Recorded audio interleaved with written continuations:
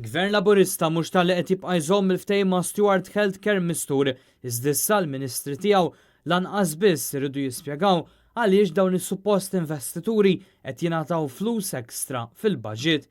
Kien waqt il-programm NetLife ta' tlieta li sar magħruf li mis-sena li għaddiet sal-lum kien hemm żidiet esaġerati fl-ispiża tal-Gvern għall-isptar Kering Grek u dak ġenerali ta' Għawdex meta suppost dawn qegħdin fidejn il-privat.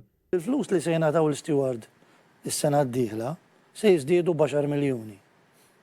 U se jiżdiedu b'10 miljuni oħra is-sena ta' wara.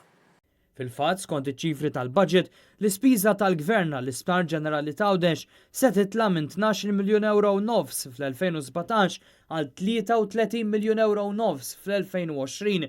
Għall-Isptar Kering Grek, l-ispiża mistennija tikber minn 4 miljun euro għal kważi 16 miljun euro, 4 darbit aktar. Iżda mistoqsi dwar dawn iċ-ċifri l-Ministru tal-Finanzi ripetutament ħarab milli jwieġeb. Jista' l-poplu jieħu spjegazzjoni ta' dawn iż-żidiet? L-ispjegazzjoni qiegħda fil-budget. Iż-żidiet kienu fil-ftehim oriġinali ma' Stewart? Għax Stewart qas biss is-sema fil-budget. Iva, x'intendi fuq l-agreement oriġinali. Fil-każ ta' Kering Grek dal-isptar laqqas ħajbqa' jintuża l-iskop li huwa bħalissa laqqas hekk kien il-pjan allura din iż-żieda fl-ispejjeż kif tiġġustifika? Jiena Ministru tal-Finanzi mhux Ministeru tas-Saħħa, ġifieri dik saqsuha lill-Ministru tas-Saħħa.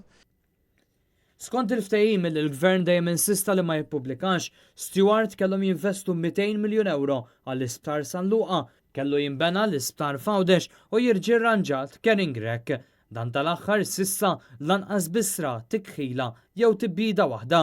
Interessanti wkoll il-fatt li fid-diskors innifsu tal-budget Edward Cicluna fl-ebda ħin ma semma l Stewart Healthcare, kumpanija li fl-aħħar ġimgħat kienet qed tedded li saħansitra tista' titlaq minn pajjiżna.